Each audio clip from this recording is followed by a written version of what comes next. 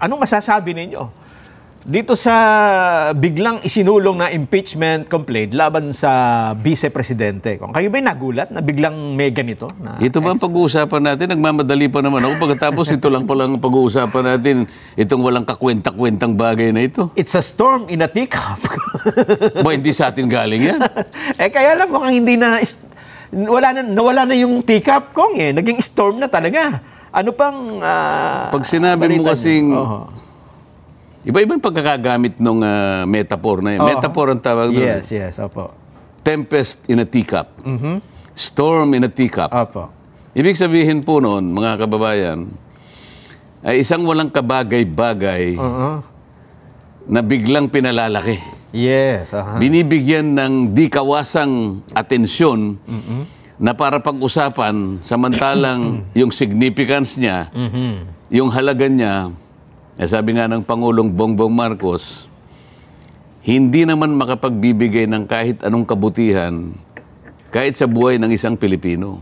Ganun ang pagkakasabi ng Pangulo. Yes, apo. Magtataka ka naman, yung mga pumirma, kauna-unahan yung kanyang anak. Kaya medyo magtataas ka ng kilay eh. Ayun, hindi nga kilay itinaas ko eh. Pati paa. Yung bang... hindi ko naman alam na ito yung pag-uusapan natin. Hindi na sana ako pumunta rito eh. Wala kayong magagawa ko dahil ito ang gustong marinig sa inyo ng ating mga kababayan. Unang-una, kasi siyempre nandun pa rin kayo sa Kongreso, nasa House. Hindi ba kayo paano ba kinokonbin yung gano'n na bigla ang magbobotohan? Hindi ba ipapatawag lahat? Paano ho ba yan? Hindi, magpiprepare na yan ng mga signature sheets. Pangkaraniwan ang ginagawa nila, ipiprepare nila yung impeachment complaint kasama na yung articles of impeachment. Pangkaraniwan yan. Merong nagbabasa pero siguro baka wala pang 5% ang babasahin yun eh. Pipirmahan na lang. Ang importante ay ano bang para sa akin? Ba't ako pipirma dyan? Ganon yan ang palaging iniisip nila. At sa grapevine, kaya ko sinasabing grapevine, ay, naulinigan ko lang, yung mga nasasagap kong bali-balita. Mula dun sa mga nakadikit doon. Oo, kapag ikaw ay pumirma, ay bibigyan ka ng karagdagang 100 million worth of projects. Worth of projects? Oo, at bukod pa dyan, meron ka pang X amount of AX at saka yung mga AKAP. Yung mga yung pangkaraniwang ayuda na ibinibigay. Siguro, may inganyo yung mga pipirma sapagkat inaakala nila na malaking bagay para sa kanila yun. Kaya pala merong isang congressman ang nag-post ng ayuda is coming. No, nabasa ko yun. Isa yatang congressman na taga Mindanao, Cagayan de Oro yata yun. Maliwanag na inamin niya, ayuda kanya is coming. At yung pagdating, dagsa talaga. Yun ang pagkaka-describe sa akin eh. Malibang bansa dahil sapagkat yun ay natapat doon sa araw na kung saan mag-a-adjourn kami. Kagaya na sinasabi ko, pangkaraniwan pagka-adjournment, meron ka namang pabaon. Parang nadoble yata yung pabaon Nelson. Pero ako, hindi ko na inaalala yun sapagkat matagal na akong wala. Sinabi ko naman sa iyo, tinanggal na ako sa lahat ng ganun. Itinuring nila ako na hindi na ako kasama. Na hindi na ako member ng House of Representatives. Pero hindi natin ikinalulungkot yun. Nasasabi ko lang, kasi para sa ganun ay malaman ng ating mga kababayan kung anong klaseng leadership meron kami sa House of Representatives. Ang isa sa katanungan ko, 7 articles of impeachment ang isinampa eh. Hindi ito yung, kasi 3 yung nakaumang, hindi ba? May hinintay silang pang-4. Mukhang dito pinagsama-sama at may karagdagan. At ang number 1 sa articles na yon ay yung tungkol sa high crimes. High crimes in contracting an assassin and plotting to murder or assassinate the President, the First Lady, and House Speaker, which as publicly admitted by her in a live broadcast. Anong masasabi po ninyo? Ano yung high crime? Yung nga daw pong Kapag ako'y napatay, sabi niya, oo. meron na akong kausap Mhm. na papatay kay ganito, kay ganyan, at saka kay ganon. Ano yun? High crime. High crime daw po nakalagay. O di bahala sila, patunayan nila yun. Kasi kung talagang matutuloy yan, at kung sakasakaling ako naman ay pala rin, nando naman ako sa, alam mo na, eh di titingnan natin, pagtatatanungin natin, yung bang pagkakaintindi mo sa high crime? Yung halimbawa may nagbanta. O sa akin kasi grave threat lang yun para sa yung kapakanan. grave threat, parang pinsang buo ng jaywalking yun Parang nagbanta ka pa lang. O, di ba sabi niya, pagka ako'y napatay. So wala pa. Nagsisilbing parang kasiguruhan niya yun. Kaya wag niyo akong papatayin. Di ba? Saan po papasok yung high crime? Bayon ko sa kanila. Ba't sa akin may tatanong yan? Hindi naman akong gumawa niyan. Anong mga halimbawa ng high crime dapat? Yung talagang pinatay mo? Ay, kamukha ng treason, yung mga ganyan. Sapagkat pinagkanulo mo na yung buong kapakanan ng bansa mo. Yan ang mga ganyan, yung mga high crimes. Pero kamo, nagsabi siya, kapag ako napatay, ipapapatay ko rin kayo. So para wala pa. Diba? Para sa akin, salita lang yun. Para sa akin, grave threat Kaya sinasabi ko sa'yo, pinsang buo ng, ng malicious mischief, ganyan. Oo nga. Ng jaywalking, bahala sila. Di ba? Sila magtatanggol niyan, no? Hindi silang magtatanggol. Sila ang Silang magpo-prosecute. Ipatutunayan mo, sang-ayon sa mga ebidensyang dala-dala mo, na may high crime nga. Na meron nga ganyan. Kasi kailangan patunayan mo yun. Hindi mag-a-allege ka ng ganyan. Pagkatapos, baka mamaya, saka mamadali nila, nagamit nila yung high crime. Pagkatapos, sige nga, tingnan nga natin ang definition ng high crime. Baka hindi mag-qualify ang ginawa mong article of impeachment. Yun ang number 1. O baka sa mukha mo sumabog yan. Yung number 2 ay tungkol naman Hindi ko pa nabasa lahat yan, Ngayon ko lang naririnig yan. Binabasa. Wala kasi akong panahon basahin yan Kasabi nyo nga, storm in a teacup lang ito Kaya ako nang nagbibigay sa inyo nung teacup ko. Pangulo na nga ang nagsabi Tama. Hindi ba? Paano mabubuhay ang high crime? Pangulo na nagsabi, sa aking opinion, wala kang kabagay-bagay lahat yan.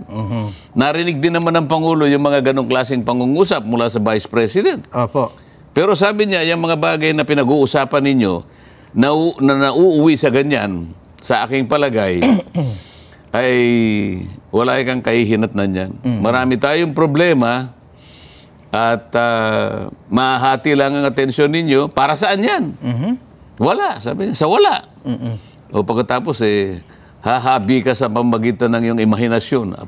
May high crime dito. Kung yung mga, kasi meron silang isinama rito na, halimbawa, yung tungkol sa di umano ay pagkakaroon ng yaman, pero ang taon 2007 hanggang 2017, hindi pa siya Vice President Pwede bang isama yon?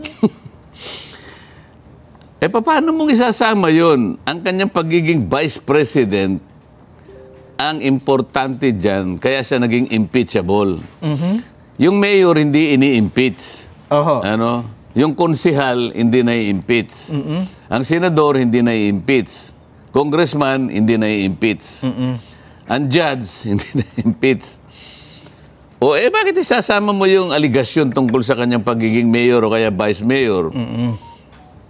Wala akong makitang impeachable offense sapagkat pagka vice mayor ka o mayor ka, hindi ka impeachable officer. Hindi ba nila alam kung sino-sino lamang? Tinukoy naman ang saligang batas. Kung sino-sino lang ang pwedeng sumailalim sa impeachment. Distinguido po lahat yon. Kompleto yung listahan. Presidente, Vice President, Ombudsman, mga commissioner ng ating constitutional commissions. Tatlo yun Civil Service, COMELEC, COA, ayan, at saka po yung mga maestrado ng Korte Suprema. Ng Korte Suprema. Yan lang po ang mga impeachable officers. Wala na po. Wala na. Eh, kung ilalagay mo dyan, yung inaakala nilang ebidensya nung siya ay mayor, napakalayo naman nata nun. Oo. Yan ba? Yan ba yung pinagsikapan nila? Napatagal-tagal. Dalawa po yan eh. Yung mayor pa siya eh. Yung sa SALN at yung sa Davao Death Squad. Huwag na natin pag-usapan yan. Meron pang isa akong. akong. Kwenta-kwenta. Ano pa? Eto pa. Natawa rin ako dito eh. Ikaw lang, natatawa ka na eh.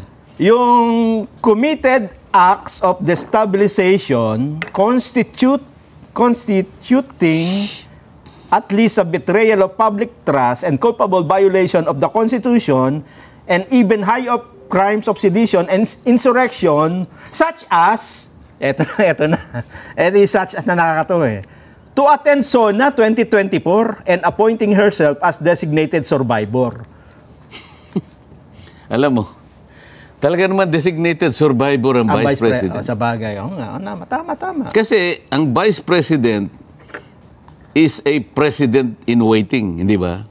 Yun lang naman Yes, opo. Kaya tayo nag-imbento ng opisina ng Vice President para kung ano man ang mangyari sa presidente, ay hindi naman tayo magkakadawindang-windang. Meron kagad na papalit. Line of succession. Wala nga meron succession. Parte yun ng ating estabilidad eh. Di ba?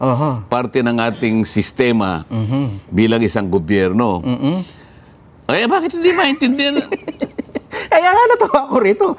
Ang taas pa, high crime Talagang din eh. designated. Basahin mo yung saligang batas. Oh. Kapag may nangyari sa Pangulo sa anumang kaparaan, may namatay halimbawa, o kaya nagkasakit, hindi na niya kayang isakatuparan ng kanyang pananagutan. Apo. O kaya nag-resign. Tapos may kapalit ka agad. Designated talaga siya. Tama. Kahit hindi niya sabihin ako ang designated survivor. Oo, kaso, ang iniisip nila kasi, nakapako doon sa Netflix. Meron kasing pelikula, napanood ko yun eh. Yes. Napanood ko yun. Napakahaba. Unti-unti. Pero natapos ko. Ayun nga. So, sapagkat doon, dahil talagang inusig naman ng Pangulo, talagang may pagtatangka. Isa naman sinabi niya lang, I am the designated survivor. O, kasalanan ko ba kung nervyoso kayo? Kanya. So, kung ititingnan nyo na, baka hindi nyo napansin eh. Yung number 1, ay wala. Talaga ba ito yung pag-uusapan natin, itong walang kakwenta-kwentang bagay na ito? Storm in Atika po ang topic natin. Number 1, number 4, number 5, number 6. Ito yung number 7, nakakatawa rin, Kong eh. Pati teka muna, yung ibang number, halos ganun din ang description. Yun ang, kasi yun ang mas nakita kong pero na destabilization. Yung parang may yung ihuhuli ko, yung parang ito lang ang pwedeng may basihan. Ha? Dito muna tayo sa mga nakakatawa. Ito kasama make-up nito ng Vice President tsaka lipstick, Kong eh. Pakinggan nyo mabuti ha, kung ba't ko nabanggit. Totality of the Vice President's conduct. Profanity? Totality. Kabuuan profanity. Of Vice President's conduct clearly displays conduct constituting a betrayal of public trust, culpable violation of the 1987 Constitution, and graft and corruption. Ano yung kabuuan ng kanilang naisip o nakitang aksyon ng ating pangalawang Pangulo na maaaring sa kanyang kabuuan ay matatagurian nilang isang betrayal of public trust? Ano yun? Totality lang eh. So, inisip ko dito, kasama yung pag-makeup, di ba? Sinabi niya totality. So, from head to toe ito. Hindi, siguro ibig nila sabihin, magmula lahat ng kanyang mga pinagsasabi, lahat ng ginawa niya. Lahat ng ginawa niya na maaaring hindi nila nagustuhan at lahat ng ito'y inakala nila na kapag ito'y pinagsama-sama mo, ay sa kanyang kabuuan ay talagang destabilization plot halimbawa. Ano ba yung ginawa niya? Nakalagay ba dyan? Hindi eh. Pwede bang gano'n? Napaka-general na totality? Tatanungin ko nga sila, hindi ba? Pag nandun na ako, senator judge ako, hindi ba? Ay, sinasabi ko. Tama naman. Dadalhin niyo ako dun eh, di ba? Kaya nga ngayon, takot na takot siya.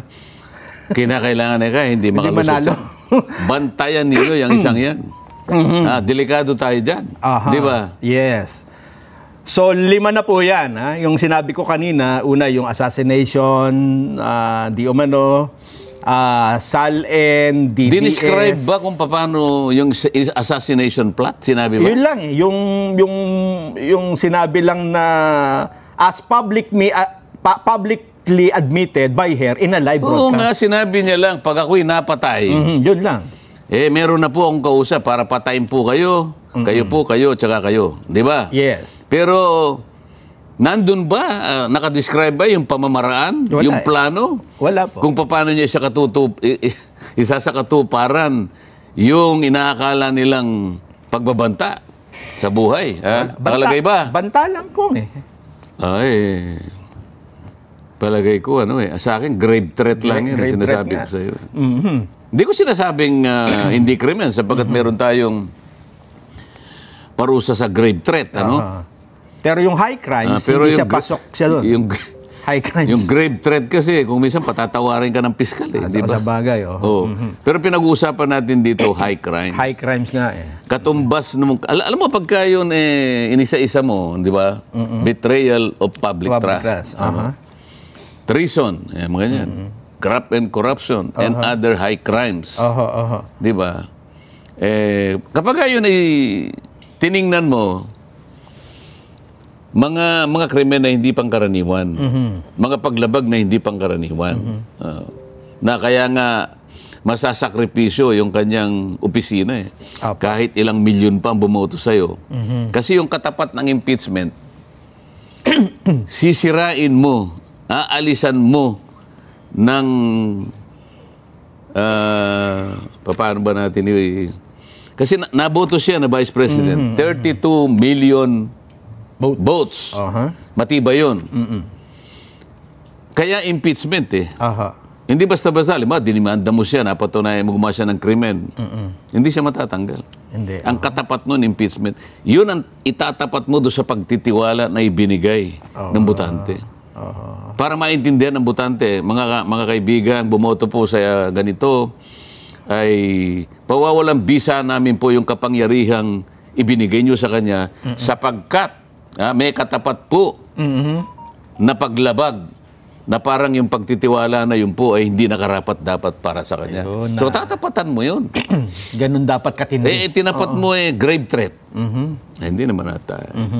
Ang natitira na lang kung na hindi natin na-discuss at ito siguro yung pinakamahabang pinag-usapan dyan sa mga committee hearing. Hindi nag-usap sa committee hearing sapagkat ang modality yung ginamit nila ay yung pagpirmang higit sa 1/3. Kaya dire-diretso yun. Sa impeachment. Pero ito pong kasong ito, kung yung iniligay nilang 2 and 3, number 2 ay yung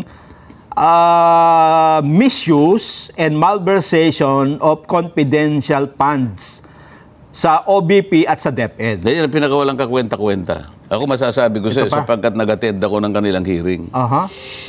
Nung itanong ko sa kanila, audit observation memo pa lang po yan dyan pa lang po sa audit, sa Commission on Audit, initial findings lang po yan Initial findings, ibig sabihin, pwede pong questionin ang resulta po ng inyong pagsusuri. Pwede pang questionin ang resulta ng inyong audit. At kapag hindi pumayag ang COA, sapagkat sa kanilang patakaran, sa kanilang pamantayan, ay kulang yung sagot mo, yung audit observation memo ay magiging notice of disallowance. Hindi pa rin final yun. Sapagkat assailable pa rin yun. Pwede mo pa rin questionin. Kung mo confidential funds ang pinag-uusapan, pwede kang dumiretso sa commission proper ng COA. O palagay mo, ayaw ka pa rin pakinggan. Ayaw pa rin bigyan ng halaga yung pagpapaliwanag mo. Sabi, hindi, talagang notice of disallowance ang aming ipapataw sa'yo. Aakyat pa siya sa Korte Sa Supreme Court. Appealable. Ibig sabihin, nandun pa lamang sa kauna-una ang estado na sinusuri pa lang kung talagang may paglabag, kung talagang merong mali doon sa pagkakagasta.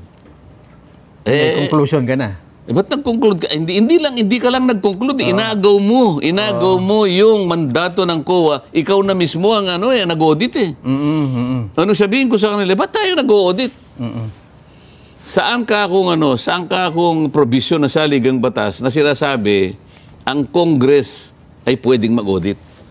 Ang Congress o ang kanyang mga komite ay pwedeng mag-audit. Nasaan po? Wala. Sabi niya, tayo naman po in aid of legislation. Iba naman po yung in aid of legislation. Sinasabi ko nga po, nag-audit tayo dahil po yung mga papeles na ginagamit ng COA, pinilit po natin kunin eh. O, tinanong ko yun, di ba binigay nyo? Opo. O, ba't nyo binigay? Sinabpi na po kami. O nga, sinabpi na, ba't hindi kayo nagpaliwanag? Papasensya na po kayo, Mr. Chairman. Hindi po namin basta-basta may bibigay, baka po kami magkaroon ng pagkakasala. Kasi po, unang-una po, ang proseso po ng pag-audit, ito po ay confidential. Kaya nakikita nyo, ala pong public hearing kami. O ganun pala ako Alam nyo pala na confidential ang nature ng inyong pagsusuri, pagsisiyasat. Bakit ninyo binigay yan? Hindi nyo ba alam dito sa Congress, public? Lilitaw ngayon. Kayo ngayon ang nagbuyang-yang sa mga papeles na dapat sana ay confidential. Paano ngayon yan? Ngayon, tatanungin ko ngayon siya. Nandun ako sa Senado, di ba? Halimbawa, Ayan na. Sino yung nagpipresent? Ito po, betrayal of public trust, misuse and malversation of confidential funds sa OBP at DepEd. Napatunayan na ba ng COA? Nagkaroon na ba ng conclusion sa COA na talagang merong basihan ang hindi tamang pagkakagasta ng mga pondo ng Vice President? Natapos ba ng COA? Sasagot, hindi po. Ino-audit pa po Kayo ang nag-audit. May karapatan kang mag-audit. Wala po. Paano ngayon? Ano sasabihin mo ngayong betrayal of public, ano ba to? Misuse. Malversation. Nasaan ka ako halimbawa? Patatawag ko ngayon yung COA. Yung chairman ng COA. Mr. Chairman, siyempre, haharap siya doon, di ba?